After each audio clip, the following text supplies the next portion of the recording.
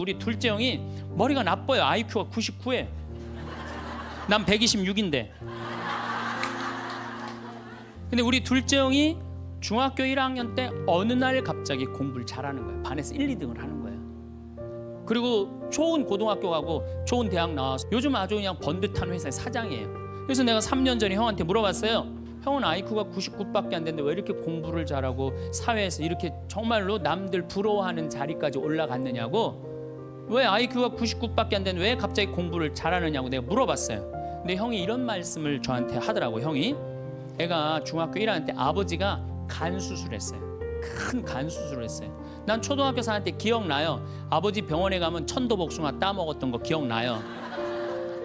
그리고 아버지가 퇴원을 하고 다음 날 허리를 구부리고 출근을 하시더래요. 근데 우리 형이 보니까 어머니가 그랬대요. 여보 며칠 쉬었다가 나가라고. 그렇게 허리를 구부리고 어떻게 출근을 하느냐고. 근데 아버지가 그러더래요. 나는 내 자식 먹여 살리고 공부시키려면 오늘부터 나가야 된다고. 그 일주일 동안 이 99짜리 IQ가 지켜본 거예요. 일주일 동안 지켜보면서 자기가 그런 생각을 했대요. 내가 저 아버지를 위해서 해야 되는 건 공부다. 근데 그 아들은 내가 봐도 그때부터 효자인데 지금까지도 효자예요. 왜? 부모의 삶에 동참했기 때문에. 그러니까 우리 이 둘째 아들은 정말 그때부터 지금 나이가 50이 넘었는데 아직까지도 효자예요. 나보다 신부가 됐으면 더 잘 살았을 거예요, 둘째 형이. 근데 큰 형은 이제 우리 어머니 아버지가 이제 휴가를 오면 이제 누나, 큰 아들, 둘째 아들이 돌아가면서 모시고 와요.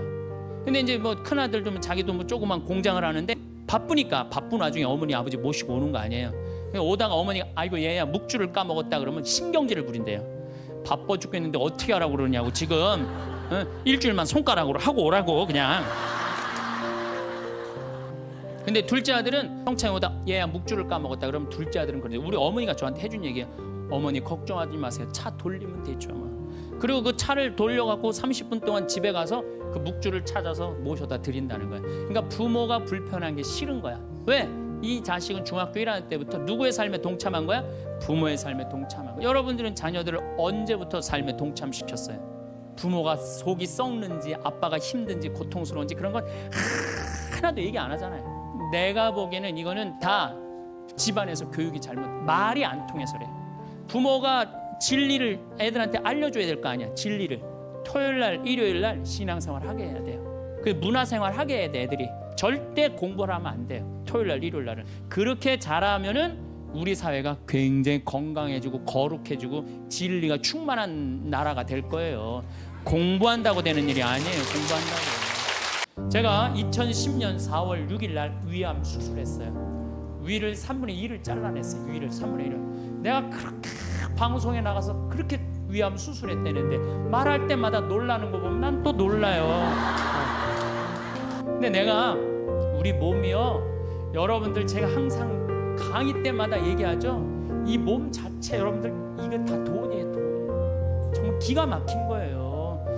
우리 시각 장애우들 내가 얘기하잖아요. 시각 장애우들 눈 하나 이거 갈아 끼는데 얼마 들어? 1억 들어. 1억. 2개 갈아 끼면 2억이야. 2억. 지금 난 눈 뜨고 쳐다보고 있는 분들 2억 깔고 지금 쳐다보고 있는 2억 깔고. 여러분들 지금요 이게 병이 들어갔고요 꼼짝도 못하는 사람도 얼마나 많은데요. 근데 그냥 내 남편 멀쩡하고 우리 애들 둘 멀쩡해. 이 멀쩡한 4명 둘러앉아 밥 먹으면요 20억이 둘러앉아 밥 먹는 5억짜리. 감사해야 돼 안 감사해야 돼? 만약에 남편이 저녁에 퇴근해 갖고 들어와 그럼 뭐라 그래야 돼? 5억 들어오네. 5억 어서 들어와. 사람은요 어떤 말을 듣느냐에 따라서 이쁘고 이쁘지 않는 게 결정이 되는 거예요. 여러분들 자식 남편한테 아내한테도 그렇지만 자식한테도 뭐라 그래? 너는 내 자식이 아니라 왼수다. 나가 되져라. 이런 썩을 놈. 그러면은 자식이 어떻게 될까요? 왼수가 되고요 바깥에 나가 돌아다니게 되고요 썩게 돼 있어요. 근데 우리는 공부를 못하면 대한민국 죄인 취급하잖아요. 어쨌든 공부를 못해. 그런데 아들한테 엄마가 괜찮아 공부 못하면 어때? 이렇게 잘생긴 아들 하느님이 우리 집에 떨어뜨려주고 엄마는 밥 안 먹어도 우리 아들만 봐도 배불러. 이런 소리 듣고 자라는 애들은요 삐뚤어질 수가 없어요. 딸 보고도 이렇게 이쁜 딸 혼자 보기 너무 아깝다. 어쩜 이렇게 이쁜 딸이, 얘네들 삐뚤어질 수가 없어요. 남편도 아침에 출근할 때 이렇게 잘생긴 남편 어떻게 보내? 여보, 내가 나가서 버릴 테니까 당신 집에 있어. 이러면은요, 남자가 돈 벌러 나갈 때 어깨 당당하게 피고 나가요. 근데 남편 출근할 때 뒷꼭지 대고 오늘 그 돈 안 갖고 들어오려면 집에 들어올 생각 꿈도 꾸지 말라고. 그럼 남자는요, 나가서 어깨 피고 돈 못 벌어요. 말에 복이 있는 거야. 말에 복이 있는 거예요. 하느님이 창조할 때 남자한테는 너는 하루에 10,000마디만 해라. 여자는 하루에 너는 25,000마디 해라. 25,000마디 해라. 그러니까 하느님이 10,000마디만 하라고 창조한 남자는 출근해갖고 직장에 가면 10,000마디 해요. 집에 들어오면 더 이상 말할 수가 없어. 아니, 하느님이 10,000마디만 하라고 그래서 10,000마디만 하고 들어온 거야. 집에 들어와서는 더 이상 할 얘기가 없는 거예요. 할 의무 끝냈어. 근데 우리 여기 있는 자매님들도 남편 출근하고 애들 학교 가도 혼자 있으면서도 10,000마디 해요. 멸치 대가리 따면서 너는 어서 잡혀서 우리 집에 왔니? 그리고 막 텔레비 보면서도 텔레비하고도 얘기해요. 그냥 저녁에 이제 몇 마디가 남았냐면 15,000마디가 남은 거야. 이 15,000마디를 누구하고 하고 싶으냐면 남편하고 하고 싶은 남편. 그래갖고 저녁 차려주고 남편한테 여보 그 옆집 여자 말이야. 오늘 저녁에 같이 이 저녁 찬거리를 사러 시장에 나갔는데 그 여자는 김치찌개 거리를 돼지고기 한 근만 사면 되는데 5근이나 사고 정신 나간 여자야. 이랬는데 남자는 이미 더 이상 말하기 귀찮은 거예요. 그래서 남편이 한마디 해요. 쓸데없는 소리 하지 말고 부엌에 가서 국이나 더 떠오라고. 그럼 여자는 미치는 거예요. 아직도 15,000마디가 남아있는데 원래 창조되기를 그렇게 창조된 거예요. 10,000마디만 하게 창조된 거예요. 그러니까 여러분들은 유일한 실수는 10,000마디밖에 할 줄 모르는 인간이랑 결혼한 게 유일한 실수예요. 그러니까 어떤 할머니 할아버지가 또 한 집에서 살면서 할아버지가 너무 배가 고픈 거예요. 할머니한테 심부름을 시켰어요. 여보 마누라 좀 부엌에 갖고 냉장고에서 우유하고 아이스크림 좀 갖다 줘. 나 배가 고파. 그랬더니 할머니가 막 일어나면서 가려고 그랬어요. 그랬더니 할아버지가 신경질을, 이놈의 마누라야 그냥 가면 어떻게, 가다가 까먹으면 어떻게 하려고 그냥 가냐고. 적어가라고, 우유하고 아이스크림. 할머니가 딱 째려보고 이놈의 영감탱이가 내가 그것도 모를까 봐 그걸 적어가라고 그러냐고. 기다리라고, 내가 우유하고 아이스크림 갖다 줄 테니까. 할머니가 추측 가셨어요. 한 몇 분 있다가 왔는데 할머니가 삶은 계란을 갖고 온 거예요. 근데 이 할아버지가 뭐라고 그러냐면 고마워 마누라 삶은 계란 갖다 줘서. 자기가 뭐 시켰는지도 모르는 거야. 자, 여러분들 남자하고 여자는 이렇게 달라요. 그리고 50이 넘어서면서부터 여자가 능력이 뛰어나요. 여자가. 그러니까 남자는 사실은 말주변도 없지, 눈치도 없지, 말귀도 못 알아듣지. 내가 마누라 옆에서 붙어서 사는 비법이 하나 있어. 내가 그거 비법을 알려드릴 테니까. 그저 비법이라는 건 뭐냐면은 마누라가 시키는 대로 하고 사세요. 그러니까 그 예수님을 보고 난 15살에 사제가 되기로 결심을 해요.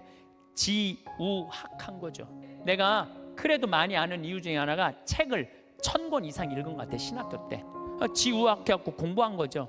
30에 신부가 됐어. 31입이라고 그래. 신부가 돼서 잘 살 것 같았는데 내 인생에 가장 많은 실수를 했을 때가 30대예요.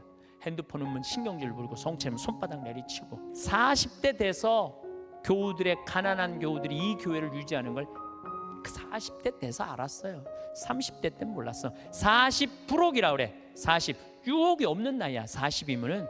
그래서 내가 40에 정말로 이제 욕심이 없어진 나이가 40이에요. 50이 지천명이야. 지천명이라는 건 뭐냐면 하느님의 뜻을 아는 나이야.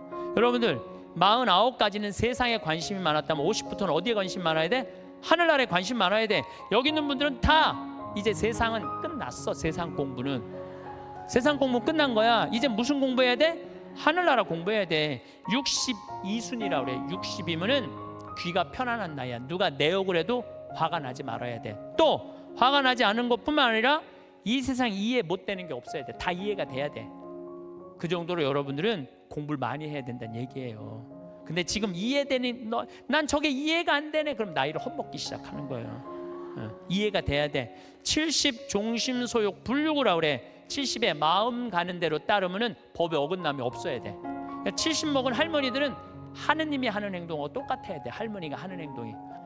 그래서 나는 과연 어느 단계냐 잘 생각해야 돼요. 나는 공부를 할 생각을 갖고 있고 뜻을 세웠고 이젠 욕심이 없고 하늘의 뜻을 알고 정말 이해 안 되는 게 없고 내가 하는 행동이 하느님이 하는 행동과 똑같은가, 이런 단계에 내가 지금 가고 있는가 잘 돌아봐야 돼. 그러려면 뭐 해야 되느냐면 공부하셔야 돼요.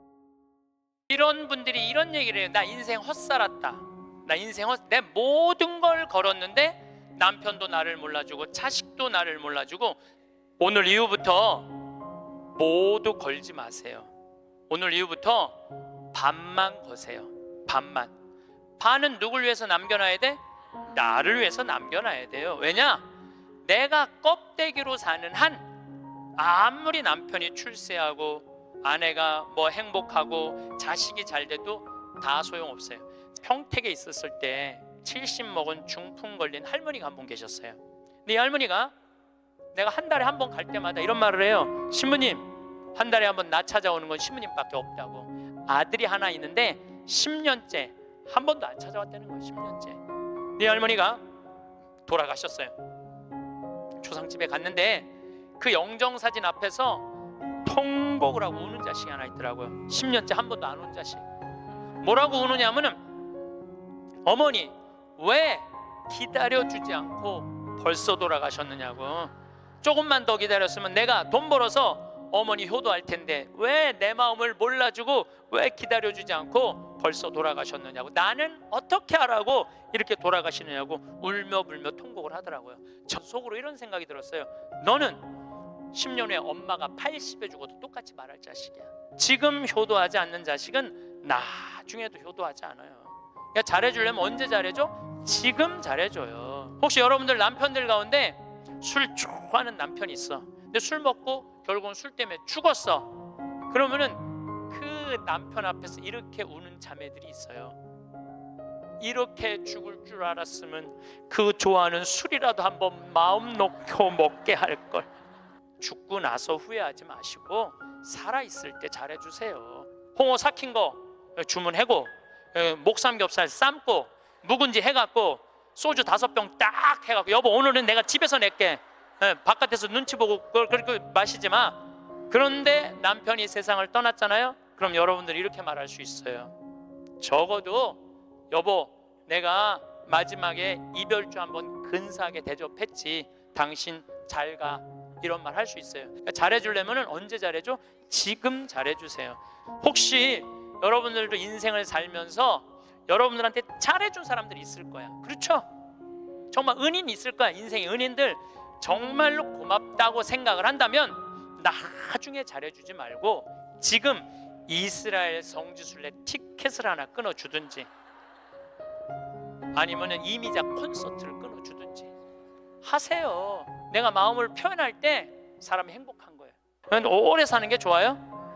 네가 누군지 내가 누군지도 모르면서 자식들 서로 네가 모실 거냐 내가 모실 거냐 하면서 원수 만들어가면서 오래 사는 게 좋아요? 나는 오래 사는 건 좋은 게 아니에요. 오래 사는 거는 그냥 사는 날까지 즐겁게 사는 게 중요한 거야. 그냥 사는 날 매일매일 즐겁게 사는 게 제일 중요해. 먹고 마시고 노는 일이 참 중요한 거예요. 그래서 여행도 다니고 피정도 이렇게 다니고 친구들하고 단풍 구경도 가고 돌아다닐 수 있을 때까지 돌아다니다가 86살에 그냥 주무시다가 죽어 그냥. 그런데 돈 쓰는 거 아까워갖고 돈 쓰는 거 무서워갖고 쓰지도 못하고 뒷방에 쭈그리고 앉아서 그러면 어떻게 되는 줄 아세요? 다리에 힘 풀리면 누워서 똥오줌 싸요. 너도 피해주고 나도 피해주는 거야. 그런 사람들이 힘든 거예요. 그냥 건강하게 움직이는 사람은 사는 날까지 건강하게 살 수 있어요. 행복하게 살 수 있어요. 그렇게 살으라는 거예요. 저는 여러분들이 사는 날까지 즐겁게 살기를 바라는 거예요. 사는 날까지. 저는 6년 전에 위암 수술을 했어요. 근데 수녀님이 또 전화 왔어. 신부님 죽는 거 무섭지 않냐는 거예요. 죽는 거. 난들 왜 죽는 게 안 무서웠겠어? 이렇게 멀쩡하게 강의하고 저녁에 사제관에 가갖고는 누워서 죽으면은 어떻게 하나 고민했죠. 근데 내가 46 인생을 돌아보니까 50개 나라를 다녔어요. 하고 싶은 대로 다 하고 사는 거예요. 그냥 떠나도 되겠더라고요. 딱 마음에 하나 걸리는 게 있었어요. 부모님 앞서가는 거. 불효 중에 최고의 불효는 뭐예요? 부모님 앞서는 거예요. 나는 우리 어머니 아버지가 너무 오래 살아. 죽고 싶어도 부모 때문에 못 죽어. 죽고 싶어도 부모 때문에 못 죽어요. 그래서 전 수술할 때까지 집에 안 알렸어요. 1달 반 동안 안 알려서 뭐 좋다고 알려. 그래갖고 교구청에서 사인하고 수술하고, 수술 끝나고 내 얘기 다른 사람한테 들을까봐 그때 말씀드렸어요. 부모님 외에는 언제든지 떠날 수 있어요. 여러분들도 떠날 준비를 하셔야 돼요. 그래서 여러분들, 제가 요즘 이 강의 때문에 자료를 좀 보니까 참 중요한 얘기예요. 여러분들 자식들하고 나 의식이 없으면은 어떻게 하라고 얘기해 줘야 돼요. 죽음에는 시나리오가 필요해요. 내가 어떤 과정으로 죽어갈 것이냐. 그래서 여러분들 죽음의 문제만 해결되면요, 사는 문제도 그렇게 어렵지 않습니다. 성당에 왜 다니느냐, 그걸 좀 말씀을 드리고 싶어요. 많은 분들이 성당에 왜 다니십니까? 그럼 대부분들이 뭐라고 그러냐면 마음의 평화를 얻기 위해서 성당 다닌다고 그래요. 그렇죠? 많은 경우는 한 70%가 성당에 다니는 이유가 마음의 평화를 얻기 위해서 다닌다고 그럽니다. 우리가 평화를 얻는 거는 처음부터 마음의 평화를 얻기 위해서 성당 나오면 안 되고, 성당 나와갖고 갈등, 십자가, 고통 이런 게 다 지나고 난 다음에 그 다음에 얻어지는 게 뭐예요? 평화야. 근데 우리는 십자가, 고통, 갈등 그건 하나도 거치고 싶지 않고 처음부터 뭐만 얻고 싶어요? 평화만 얻고 싶어요. 그러니까 잘못 찾아온 거죠. 잘못 찾아온 거예요. 여러분들이 정말로 마음의 평화를 찾고 싶으면은 성당에 나오면 안 돼요. 성당에 나오면요, 평화가 깨져요. 많이 깨집니다. 참아야 되고 인내해야 되고, 그렇죠? 그냥 이 가정 이혼을 그냥 하고 싶은데도 어떻게 돼? 성당 나가갖고 못해갖고 얼마나 괴로워요. 이게 목에 가시처럼 걸려 있잖아. 예? 그러니까 성당 나오면은 평화가 있는 건 아니에요. 성당 나오면 예수님 말씀대로 분열, 불이 일어나지 평화가 이루어지는 것은 절대 아닙니다. 그러니까 내가 성당 나오는 이유는 하느님을 공경하기 위해서 나오는 거예요. 내 평화를 얻기 위한 게 아니라 누구를 위해서 나오는 거야? 하느님께 경배드리기 위해서 성당 나오는 거지, 내 평화를 얻기 위해서 나오는 거 아니야. 두 번째로는 내 영혼의 구원을 얻기 위한 거예요. 그런데 천주교 교우들이 하느님을 믿는 이유가 감사와 찬양을 드리기 위해 믿는 게 아니고 마음의 평화를 얻기 위해 믿는다면 결국 하느님도 내 마음의 평화를 위해서 있어 주어야 하는 존재로 전락하는 거예요. 그야말로 전락하는 거예요. 그리고 이 천주교는 내 마음의 평화를 얻기 위한 거니까 내가 하느님한테 뭘 감사드리고 찬양드리기보다는 어떻게 하느냐면 자꾸 달라고 그래요. 이걸 주시고 저걸 주시고 맨날 뭘 이렇게 달라고 그래. 뭘 달라고. 개신교 교우들은 모이면은요, 심하다 싶을 정도로 하느님 얘기뿐이에요.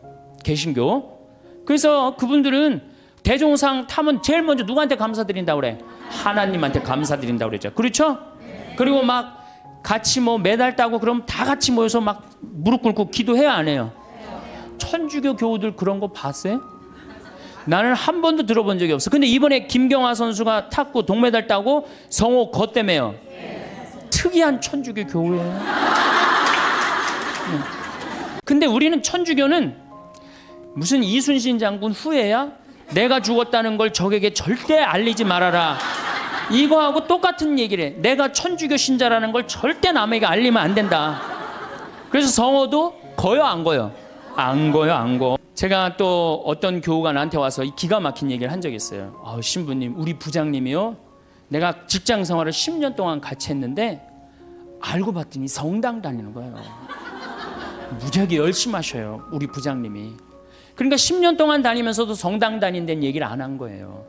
나의 죽음을 적에게 알리지 말라.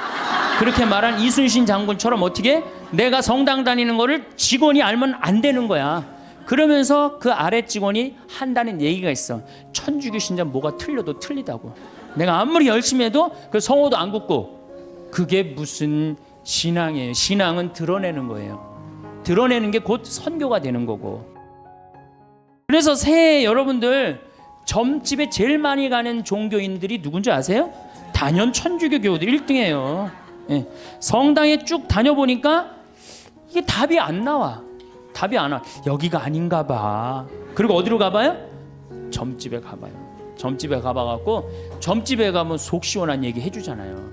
그러니까 우리 천주교 교우들이 어느 정도냐면은 기도원도 여기도 다녀보고 저기도 다녀보고 하여튼 먹히는 데 한번 가봐요. 여기저기. 그래갖고 또 어떤 자매는 이렇게 소개하는 자매도 있어요. 그쪽 신부님한테 가봐. 그쪽 신부 용해대.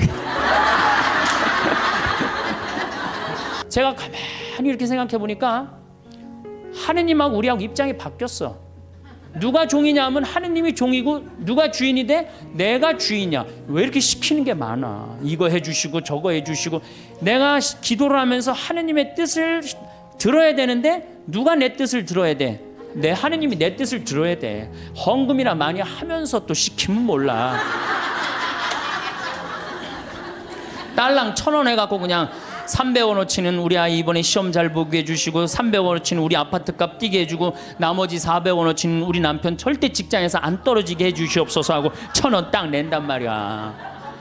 아니 많이 하면서 시키면 또 다행인데 딸랑 1,000원 내면서 왜 이렇게 시키는 게 많아요. 그러니까 하느님하고 나하고 입장이 바뀐 거예요. 그리고 이제 하느님이 안 들어주면 열받아요, 안 받아요?